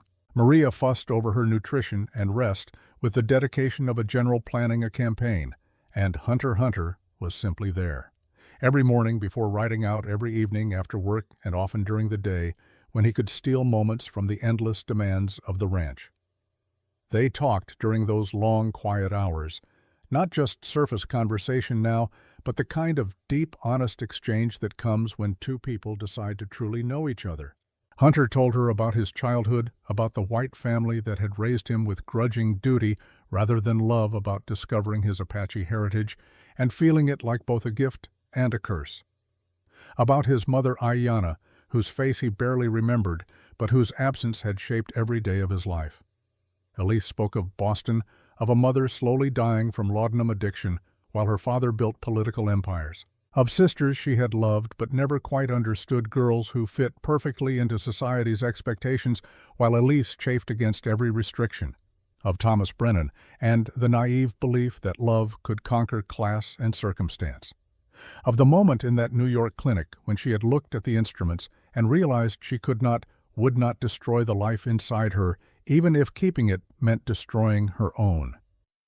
"I think about that moment often," she said one afternoon in early December, her hands resting on her prominent belly. "How close I came, how different everything would be if I had made the other choice." Hunter sat beside her bed in the chair he had occupied so many hours. It now bore the permanent impression of his body. "Do you regret it? Choosing to keep the child?" "No. Even with everything that's happened, all the pain and fear and loss, I don't regret it. But I wonder sometimes about the other baby, the twin we lost, whether it was meant to be one sacrifice for the other, or whether I failed them both by putting myself in danger." "You didn't fail anyone," Hunter said firmly. "What Ethan and Blackwell did, that's on them, not you. Never you." Elise turned her head to look at him, her green eyes serious. "You've given me so much, Hunter. Safety, protection, your name and reputation. But I need to know. Do you ever wish you had made a different choice, that you had let me face this alone rather than binding yourself to my troubles?" Hunter reached out and took her hand, his calloused fingers gentle against her softer skin. The question deserved an honest answer, not platitudes or false reassurances. "There are moments," he admitted, "when I think about the life I might have had. Claiming my inheritance from Jameson without complications, building the ranch into something even greater. Maybe finding a woman without a past, starting fresh with no shadows between us. It would be easier, certainly." He saw pain flicker across her face and squeezed her hand tighter. "But easier isn't better. And I don't want a life without shadows, Elise. I want a life that's real, complicated and messy and true. I want you with all your history and all your scars. I want to raise this child as mine, to give it the father I never had. I want to build something that matters, not something that's just easy." Tears slipped down Elise's cheeks. "I love you," she whispered. "I don't know when it happened, somewhere between the nightmares and the fire and the blood. But I love you, Hunter Calloway, and I'm terrified of what that means." "Why terrified?" "Because loving you makes everything more complicated. If I only needed your protection, your charity, I could accept it as transaction. But loving you means I want more. Want us to be real, not just convenient. Want this child to have parents who chose each other, not circumstances that forced us together." Hunter stood and moved to the bed, sitting carefully on its edge so he could look directly into her eyes. "Then let's make it real. Marry me, Elise. Not because you need my name or protection, though you have both regardless. Marry me because you want to. Because we chose each other, despite everything that tried to keep us apart." "But I'm still carrying another man's child. You're carrying a child that will be mine in every way that matters. Blood doesn't make a father, Elise. Choice does. Love does. And I choose this baby as surely as I choose you." She searched his face for long moments, looking for doubt or hesitation, but Hunter let her see everything, all his certainty and hope and love, laid bare. Finally she nodded. "Yes," she said simply. "Yes, I'll marry you." They wed on a cold January morning with snow falling soft outside the windows. Elise was 8 months pregnant, too far along to stand for any length of time, so the ceremony took place in her converted bedroom with her propped up on pillows and Hunter kneeling beside the bed. Sheriff Dawson performed the service, having been ordained as a traveling preacher before taking up law enforcement. Maria and the ranch hands crowded into the small space, bearing witness to vows spoken with quiet intensity. Hunter slipped a simple gold band onto Elise's finger, purchased in town with money from his first payment as rightful heir to the rocking J. She had nothing to give him in return, but he kissed her hand and told her she was gift enough. The celebration was modest. Maria had baked bread and roasted a small pig. Someone produced a fiddle and played reels that filled the house with music. Elise laughed from her bed, clapping along her face, luminous with happiness, and Hunter, watching her, felt something settle deep in his chest. Peace, perhaps, or the beginning of it. But peace, he was learning, was always temporary. The letter arrived 3 days after the wedding, delivered by a writer from town who said it had come by special courier from Boston. The envelope was heavy cream paper, expensive and official. Senator James Monroe's seal was pressed into the wax. Hunter brought it to Elise unopened, letting her decide whether to read it. She stared at it for long minutes, her face unreadable, before finally breaking the seal. The letter was brief. Her father was dying. Cancer, the doctor said, perhaps 3 months remaining. He wished to see her one final time to make peace before the end. A ticket for the train east was enclosed along with money for expenses. He understood if she refused the letter, concluded, but hoped she might find it in her heart to grant a dying man's last request. "What will you do?" Hunter asked after she had read it aloud. Elisa's hand moved to her swollen belly, the baby shifting beneath her palm. "I don't know. Part of me wants to refuse to let him die with the same loneliness he inflicted on me. But another part, the part that will soon be a mother, wonders if I'll regret not going, not trying one last time to understand him." "You're too far along to travel that distance safely." "I know, but after the baby comes, if I survive the birth." She trailed off, the unspoken possibilities hanging heavy in the air. Hunter took the letter from her trembling hands and read it himself. The words were formal, almost cold, but underneath he detected something that might have been genuine remorse. Or perhaps he was seeing what he wanted to see, projecting his own need for paternal reconciliation onto another man's carefully chosen phrases. "If you want to go," he said slowly, "we'll go together. You and me and the baby, once it's safe to travel. Show your father what you've built from the ashes he tried to create. Show him that his punishment became your salvation. And if he rejects us, refuses to accept you or the child, then we come home knowing we tried. That's all anyone can do, Elise. Try and let the results fall where they may." She nodded slowly, folding the letter and setting it aside. "After the baby comes, we'll decide then." The baby came on a frigid February night during a snowstorm that howled around the ranch like a living thing. Elisa's labor started just after supper, sharp pains that doubled her over with their intensity. Hunter sent for Dr. Patterson immediately, but the storm had made roads impassable. They were on their own. Maria took charge with the calm efficiency of someone who had delivered dozens of babies in her long life. She boiled water and gathered clean linens and spoke in soothing Spanish that seemed to ease Elisa's fear even when the pain grew unbearable. Hunter stayed at Elisa's side throughout, holding her hand, letting her grip hard enough to bruise whispering encouragement when she was certain she could not endure another moment. The labor lasted 14 hours, long enough for Hunter to fear they would lose both mother and child, long enough for him to bargain with a God he had never quite believed in, offering anything, everything, if they could just survive. Long enough to understand the full weight of love and terror combined. And then as dawn broke gray and cold over the snow-covered mountains, a baby's cry split the air. Strong and indignant, the sound of new life, insisting on its right to exist. "A boy," Maria announced, wrapping the infant in soft blankets. "Small, but healthy. Good lungs on this one." She placed the baby in Elisa's arms, and Hunter watched his wife's face transform. All the exhaustion and pain fell away, replaced by wonder so pure it hurt to witness. She looked down at the tiny face, red and wrinkled, and perfect, and tears streamed unchecked down her cheeks. "Hello, little one," she whispered. "We've been waiting for you."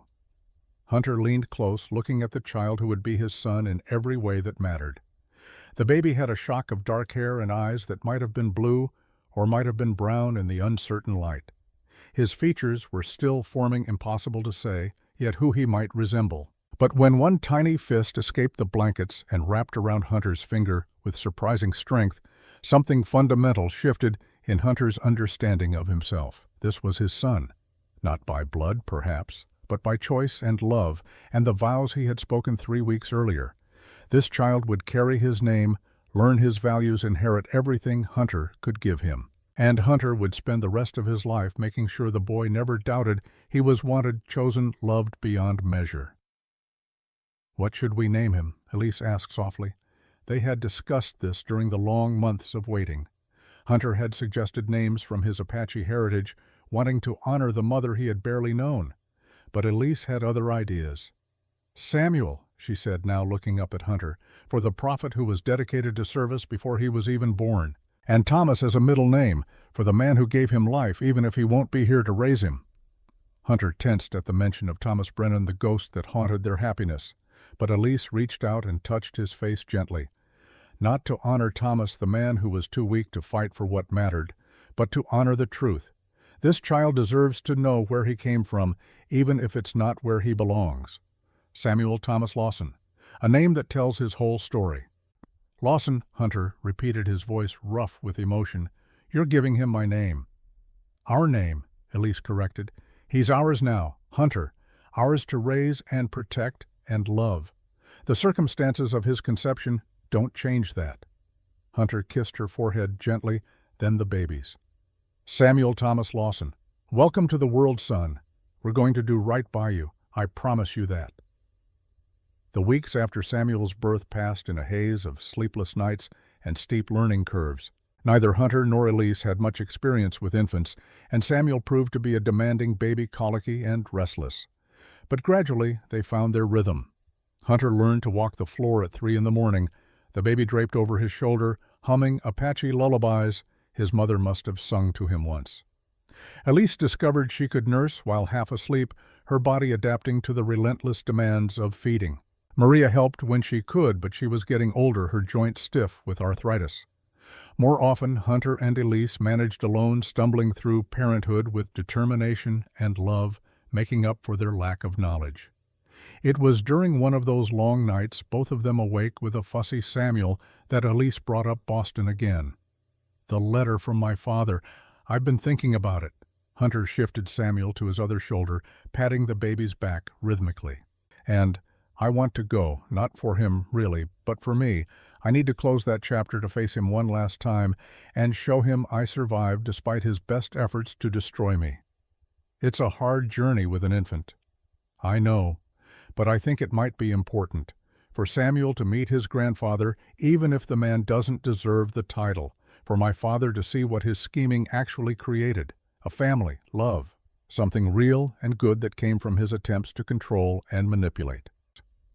Hunter considered this. The ranch was stable now, with good hands managing the day-to-day operations. His inheritance from Jameson had been legally confirmed, half the Rocking J his by right. They could afford to leave for a few weeks to make the journey east and back. "All right," he said finally. "We'll go, but on our terms. We're not begging for his acceptance or approval. We're offering him a chance to know his grandson. If he rejects that chance, it's his loss." Elise smiled, tired but genuine. "Agreed, on our terms." They departed for Boston in early April, when Samuel was 2 months old and the weather had turned mild enough for travel. The train journey took nearly a week, complicated by the need to stop frequently for Samuel's feedings and changes. But the baby proved to be a surprisingly good traveler, settling into the rocking motion of the train and sleeping for long stretches. Elise watched the landscape change outside their window, from the spare beauty of New Mexico to the green abundance of the East. Hunter saw her face grow more closed as they approached familiar territory, her shoulders tensing with old anxieties. "We can turn back," he said quietly as they pulled into Boston's Grand Station. "It's not too late." But Elise shook her head, her chin lifting in that gesture of determination he had come to love. "No, I need to do this." They took rooms at a modest hotel rather than going directly to her father's house. Hunter wanted her to have a retreat somewhere to escape if the reunion went badly. Then, leaving Samuel in Maria's care, they hired a carriage to the Monroe estate. The house was exactly as Elise had described it, grand and imposing, all cold marble and precise gardens, a monument to wealth and status, beautiful in the way a mausoleum is beautiful, lifeless despite its perfection. The butler who answered their knock looked at Elise with barely concealed shock. News of her marriage had clearly not reached the household, or if it had, no one had believed it. He stammered something about announcing them and disappeared into the house's dim interior. They waited in the entrance hall, Hunter acutely aware of the way servants peeked around corners, whispering. The scandal returned, and with a husband, no less. A rough-looking Western man with the features that marked his mixed heritage. He stood straighter, refusing to show discomfort even as judgment pressed in from all sides. Then a woman appeared at the top of the grand staircase, not old, perhaps 40, but worn in the way of those who have suffered long illness. She stared at Elise with a mixture of disbelief and desperate hope. "Catherine," she whispered, using Elise's middle name. "Is it really you?" "Elizabeth," Elise said, her voice breaking. "Oh, Elizabeth." The woman descended the stairs rapidly and pulled Elise into a fierce embrace. Hunter watched the reunion, understanding slowly that this must be one of Elise's sisters. The resemblance was there in the shape of their faces, the color of their hair. "We thought you were dead," Elizabeth said through tears. "Father said you had died out west, that the wilderness had been too harsh. We mourned you, Catherine. We've been mourning you for nearly a year." Elise pulled back, shock and fury warring on her face. "He told you I was dead. He said it was kinder than the truth, that you had brought shame on the family and death was a more acceptable explanation." Elizabeth's eyes moved to Hunter, taking in his presence with obvious confusion. "Who is this?" "My husband, Hunter Lawson. And Father lied, Elizabeth, about everything. I didn't die. I survived, and I built a new life, a better life." Elizabeth looked between them, processing this information. Then her face hardened with an anger Hunter had not expected from someone so delicate-looking. "Come with me. It's time Father faced the truth." She led them through the house to a first-floor study that had been converted to a sick room. The smell of illness hung heavy in the air, medicine and decay mixed together. In the bed lay Senator James Monroe, a man Hunter recognized from newspaper photographs, but who bore little resemblance to those images now. Cancer had wasted him to a shadow, his once robust frame reduced to bones and sagging skin. His eyes were closed, his breathing labored, but when Elizabeth spoke his name sharply, they opened. And when they focused on Elise, Hunter saw something complicated flash across the dying man's face: recognition, shame, and beneath it all something that might have been love, twisted and buried, but not quite dead. "Catherine," he rasped, "you came." "I almost didn't," Elise said coldly. "Why should I grant mercy to a man who showed me none, who told my sisters I was dead, rather than admit his role in destroying my life?" Monroe's gaze shifted to Hunter, assessment in those fading eyes. "And you are Hunter Lawson, Elise's husband." "Elise." Monroe repeated the name as if tasting it. "Not Catherine anymore. Catherine died the day you sent her west to be hidden away like something shameful," Elise said. "Elise is who survived, who built a life from the wreckage you created." Monroe was silent for long moments, his breathing the only sound in the room. Then, with obvious effort, he spoke. "I was wrong. About many things. About sending you away. About trusting Blackwell. About choosing my reputation over my daughter's welfare." He paused, gathering strength. "But I was not wrong about everything. Thomas Brennan was not worthy of you. A poor medical student with no prospects, no family. You deserved better. And you decided better meant scandal and exile." Elise's voice shook with controlled fury. "Better meant sending me to your business partner's ranch to be hidden away until I lost the baby or died trying." "I thought," Monroe said weakly, "I thought the distance and hardship would end the pregnancy naturally. That you would come home chastened and ready to make a proper marriage. I never intended for Blackwell to. I didn't know he would." "You didn't know because you didn't care to know," Elise interrupted. "You handed me over to a man with a vendetta against Jameson and never questioned what he might do with that power. Your willful ignorance doesn't absolve you, Father." Hunter watched Monroe's face crumble, the last defenses falling away. This was a man facing death and judgment simultaneously and finding himself wanting on both counts. "I know," Monroe whispered. "I know what I am, what I've done. I'm asking. I'm begging for forgiveness I don't deserve. Not for my sake, but so you can live without this anger consuming you." Elise stood rigid, her hands clenched at her sides. Hunter moved closer, offering silent support without interfering. This was her moment, her choice to make. "I can't forgive you," she said finally. "Not yet, maybe not ever, but I can show you what came from your cruelty, the blessing that grew from your curse." She turned and left the room. Hunter heard her footsteps in the hall, heard the murmured conversation with Maria. Then she returned carrying Samuel, 2 months old, and alert, his dark eyes curious about this new environment. Monroe's gaze fixed on the baby with an intensity that seemed to drain what little strength remained to him. "Your child," he said. "Not a question." "My son," Elise confirmed. "Samuel Thomas Lawson, named for service and truth. Born from love, not shame. This is what your scheming created, Father. Not destruction, but new life. A family bound by choice rather than obligation." She moved closer to the bed, holding Samuel, where Monroe could see him clearly. The baby chose that moment to smile, that reflexive infant expression that nonetheless seemed to transform his face with joy.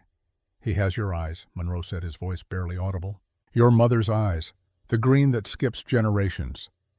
Elise looked down at Samuel, seeing what her father saw, and something in her expression softened just slightly. Not forgiveness, not yet, but perhaps the beginning of understanding. "Would you," Monroe asked hesitantly, "would you let me hold him just once?" Hunter tensed, protective instinct flaring. But Elise looked at him, a question in her eyes. He gave the smallest nod. Her choice, always her choice. She placed Samuel carefully in Monroe's withered arms. The dying man cradled the baby with surprising gentleness, tears streaming down his wasted face. "Hello, Samuel," he whispered. "I'm your grandfather, though I have no right to claim that title. I failed your mother in every way that mattered. But perhaps knowing you exist, that something good came from my mistakes, perhaps that's enough." They stayed for 15 minutes, letting Monroe hold his grandson, while Elizabeth watched with tears streaming down her face. Then Samuel began to fuss, hungry and uncomfortable, and Elise reclaimed him. "We're leaving tomorrow," she said, "returning to New Mexico, to our home. Will you?" Monroe struggled for breath. "Will you send word of the boy as he grows?" Elise was silent for so long Hunter thought she might refuse. Then she nodded once. "I'll write. Not for you, but because Samuel deserves to know his heritage, all of it, the good and the bad." "Thank you," Monroe breathed. "Thank you." They left him there, a broken man in a borrowed bed facing death, with at least one sin partially acknowledged. In the hallway, Elizabeth caught Elise's hand. "Stay," she pleaded. "At least a few days. Let me know my nephew. Let us try to be sisters again." And so they stayed. 3 days that stretched into a week as Elise reconnected with her siblings, showing them the life she had built, the man she had married, the child she was raising. Her sisters were fascinated by Hunter, by the ranch, by the wild freedom of a life so different from their constrained existence. On the 4th day, a visitor arrived. The butler announced him with visible distaste. Dr. Thomas Brennan requesting permission to call. Elise had been nursing Samuel in the drawing room. At the name, she froze, her face draining of color. Hunter, who had been reading nearby, set down his book and moved closer to her. "You don't have to see him," he said quietly. But Elise shook her head. "No, I need to. One more ghost to face." Thomas entered moments later, hat in hand, his medical bag marking his profession. He was handsome in a refined way, with intelligent eyes and gentle hands. The kind of man Boston society should have approved of if only he'd had the right family connections. His eyes went immediately to Elise, and Hunter saw the moment recognition struck. The way Thomas's face transformed with shock and longing and regret, all mixed together. "Catherine," he breathed. "They said you were dead. Your father said." "My father said many things," Elise replied coolly, "most of them lies designed to protect his reputation." Thomas's gaze dropped to Samuel nursing contentedly at his mother's breast. Understanding dawned slowly, followed by devastation. "Is he—" Thomas couldn't finish the question. "This is Samuel Thomas Lawson," Elise said. "My son, my husband's son." She emphasized the last words deliberately. Thomas looked at Hunter for the first time, really seeing him. Recognition flashed in his eyes, not of the specific person, but of the type. Western, rough, mixed blood. Everything Boston society looked down upon, but also strong, capable, present in ways Thomas had not been when it mattered. "I looked for you," Thomas said, turning back to Elise. "When you disappeared, I went to your father, demanded to know where you were. He had me thrown out of his house, had me blacklisted from hospitals. My career, everything I'd worked for it, nearly ended because I wouldn't stop asking questions. Nearly," Elise repeated the single word, cutting. "But it didn't end, did it, Thomas? You're here practicing medicine, wearing fine clothes, living the life you dreamed of. I thought you were dead, Thomas said desperately. If I had known you were alive, if I had known about the baby, I would have. What? Elise interrupted. What would you have done? Come west, given up your career. Married a woman carrying your child despite society's judgment. She shook her head sadly. No, Thomas, you would have done exactly what you did. Mourned in private while building your public life. Because that's who you are. A good man perhaps, but not a strong one. The words landed like physical blows. Thomas stood silent for long moments, then slowly sank into a chair uninvited. You're right, he said quietly. I loved you, Catherine. I still love you. But I wasn't brave enough to fight for that love when it cost too much. And now, he looked at Hunter, now you've found someone who is. Hunter said nothing, letting the moment speak for itself. Thomas Brennan had his answer. The woman he had loved, the child he had fathered both, were lost to him, not through death, but through his own failure of courage. May I, Thomas asked hesitantly, may I see him just once? Elise looked at Hunter, again his choice to make as well as hers. He thought about all the ways this could go wrong, all the complications of letting the biological father into their lives. But he also thought about Samuel, about the boy's right to know his full history. A few minutes, Hunter said. Then you leave, and you don't come back unless we invite you. Thomas nodded gratefully. He approached slowly, carefully, as if approaching something precious and fragile. Samuel had finished nursing and was drowsy in his mother's arms. Thomas knelt beside Elise's chair, looking at the baby with an expression of such profound loss it hurt to witness. He has your eyes, Thomas said softly. Your mother's green. That's what my father said. And my hair. My chin, I think, though it's hard to tell yet. Thomas reached out hesitantly, and Elise allowed him to touch one tiny hand. Samuel's fingers wrapped reflexively around Thomas's finger, the same grip he had given Hunter at birth. Hello, Samuel, Thomas whispered. I don't know what I am to you, but I want you to know. I wanted you. Even when your mother didn't know yet, even before the scandal, I wanted you. I dreamed of being your father, of teaching you medicine, of watching you grow. I just wasn't strong enough to make those dreams real. He looked up at Elise, tears streaming freely now. I failed you both, and I'll spend the rest of my life knowing that another man is raising my son, a better man than I was.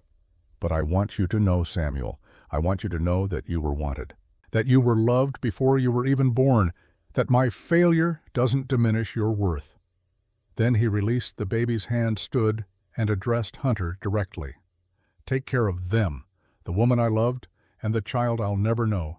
Give them the life I was too weak to fight for. I intend to, Hunter said simply. Thomas nodded once, then left without another word. They heard the front door close, heard his footsteps fading down the street. And in the silence that followed, Elise began to cry. Not for lost love, Hunter understood, but for the finality of it, the absolute closing of that chapter of her life. He gathered both her and Samuel into his arms, holding them while she wept out the last of her grief for what might have been. And when the tears finally stopped, when she looked up at him with red-rimmed eyes, he kissed her forehead gently. "Ready to go home?" he asked. "Yes," she said, "more than ready." They left Boston the next day. Senator Monroe died 3 weeks later, though they didn't learn about it until the letter arrived 2 months afterward. Elizabeth wrote that he had passed peacefully, his last words, a request that they take care of Samuel. The will left Elise a substantial inheritance, carefully set aside in trust for her son. An apology in financial form, inadequate but genuine. Back at the Rocking J life settled into new patterns. Hunter and Elise threw themselves into building not just a ranch, but a legacy. They used part of Monroe's money to purchase additional land, expanding their holdings. But more importantly, they used it to create something unprecedented in that part of the territory. A refuge for women, unmarried mothers, abused wives, girls fleeing impossible situations. They came quietly at first, directed by sympathetic doctors and sheriffs who knew about the Lawson Ranch. Each woman was given work according to her abilities, a safe place to have her child or recover from her trauma, and no judgment for her circumstances. Maria helped manage the refuge, her natural authority and compassion making her perfect for the role. The ranch hands, carefully selected for their decency and respect, treated the women with the same courtesy they showed Elise. And slowly, word spread. The Lawson Ranch became known as a place where second chances were real, and mercy was more than just a word. Elise wrote about it at first just in letters to her sisters, then in longer essays that found their way to progressive newspapers and magazines. Her writing was raw and honest, telling her own story alongside the stories of the women they sheltered. She wrote about shame and survival, about society's hypocrisies and the strength found in solidarity, and people read it, women especially recognizing their own struggles in her words. The writing brought both praise and condemnation. Some called her a saint. Others called her a corrupting influence, enabling sin rather than punishing it. But Elise had learned not to care about public opinion. She cared about the women who arrived broken and left whole, about the children born into love rather than shame, about building something that would outlast her own brief life. Hunter watched her transform from the frightened girl he had met at the trading post into a force of nature. She was mother, writer, advocate, and partner all at once. Their marriage deepened as they worked side by side, learning each other's strengths and weaknesses, building trust through shared purpose. Samuel grew from infant to toddler to boy, thriving in the open country. He had his mother's intelligence and curiosity, his biological father's gentle manner, and Hunter's quiet strength. By the time he was 5, he could ride a horse competently and help with simple ranch chores, but more importantly, he was kind, compassionate to the women who came and went from the ranch, protective of the younger children, thoughtful in ways that made both his parents proud. On Samuel's 5th birthday, they gathered in the main house for a celebration. The ranch had prospered. The refuge had helped more than 24 women in the past years, and Elise was pregnant again. This time with a child that was Hunter's by blood as well as choice, though they told no one that detail. It didn't matter who fathered which child. They were all Lawsons, all loved equally. The party was winding down, the women who lived at the ranch cleaning up, while Samuel played with his new toys when a rider appeared in the yard. Hunter recognized the horse before the man. It belonged to Sheriff Dawson, and the lawman's presence usually meant news. "Hunter, Elise," Dawson called out. "Got something you'll want to hear. The governor signed the papers this morning. It's official. The ranch is now legally recognized as a charitable organization. Tax-exempt status, official protection, the whole works. You did it." Elise let out a whoop of joy that startled everyone. 3 weeks later, another visitor arrived. Hunter was mending fence when one of the women called out that someone from Boston was asking for Mrs. Lawson. Thomas Brennan stood in the yard, travel-worn and hesitant. "Mr. Lawson, I was in Santa Fe for a medical conference. I couldn't leave without seeing him. Just once." Hunter studied him for a long moment, then nodded toward the creek where Samuel played with other children. "You can watch from here, but you don't approach." Thomas stood silent, his eyes fixed on the boy with his dark hair and gentle manner. Samuel was teaching a younger child to skip stones, patient and kind. "He's perfect," Thomas whispered. Samuel looked up, then curious. "Mama, who's that man?" Elise had joined them, her hand finding Hunter's. "That's Dr. Brennan's Samuel.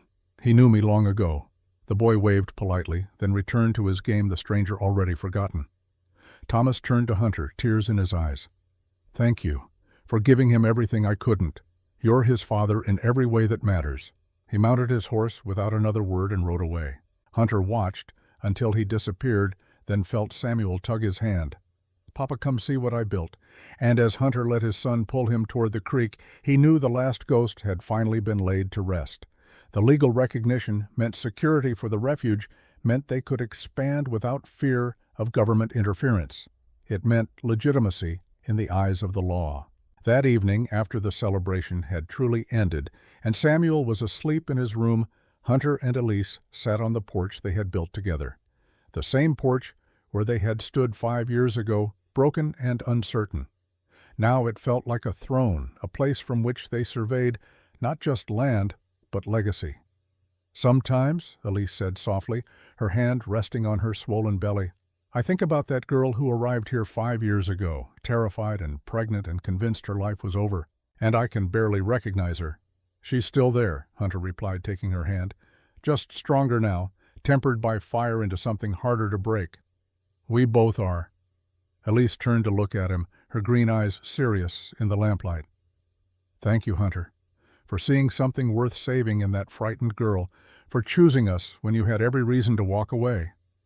"I never had a reason to walk away," Hunter said. "From the moment I saw you at that trading post, I knew. Jameson told me you carried something heavier than shame, and he was right. But he was also wrong. It wasn't just burden you carried, it was potential. The seed of everything we've built together." They sat in comfortable silence, watching the stars emerge one by one across the vast New Mexico sky. Somewhere in the distance, a coyote called. Closer, they could hear the women of the refuge settling in for the night, the soft murmur of voices and occasional laughter. Inside, Samuel slept peacefully, dreaming whatever dreams 5-year-olds dream. And in Elise's womb, another child grew, another Lawson to carry forward the legacy they were building. The weight of mercy, Hunter thought again. Still heavy after all these years, but they had learned to carry it together, had learned that mercy extended to others, returned multiplied to the giver. They had been sent here as punishment, both of them in different ways. But they had transformed punishment into purpose, shame into strength, isolation into community. "I love you," Elise said suddenly. "I don't say it enough, but I do. More than I ever imagined possible." Hunter pulled her close, careful of her pregnant belly, and kissed the top of her head. "I love you too. You and Samuel, and this one." He touched her stomach gently. "And every woman who walks through our gates looking for hope. You gave me that, Elise. A reason to be more than just Jameson's forgotten son, a purpose beyond just surviving." "We gave it to each other," she corrected. "I couldn't have done any of this alone. Neither could I." They sat together as night deepened around them, two souls who had found each other in darkness and built a light that now guided others home. The ranch stretched out before them, fertile and productive. The mountains stood eternal in the distance. And somewhere in the house behind them, the sound of a child's laughter carried on the evening breeze. This was mercy. Not the absence of judgment, but the presence of grace. Not the erasure of the past, but the transformation of it into something beautiful. They had been broken separately and made whole together, and from that wholeness had come healing for dozens of others. The punishment had indeed become a blessing, but more than that, it had become a legacy. One they would pass to Samuel and his siblings, to the women they sheltered, and the children born under their roof.